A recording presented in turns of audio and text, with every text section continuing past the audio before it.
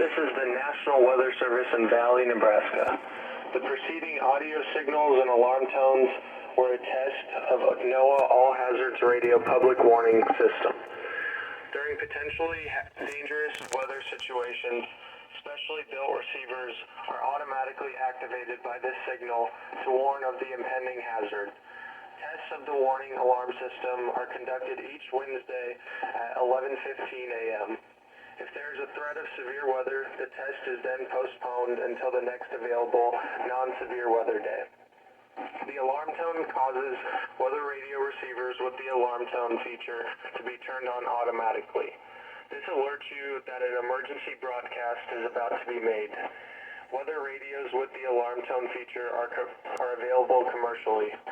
The emergency alert system codes and alarm tones are used by weather warnings and emergency messages for 51 counties in eastern Nebraska and southwest Iowa, plus Washington, Marshall, Nemaha, Brown, and Donovan counties of northeast Kansas, and Holt and Atchison counties in northwest Missouri.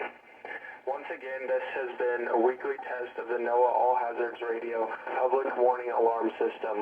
This concludes the weekly test. We now return to regular programming.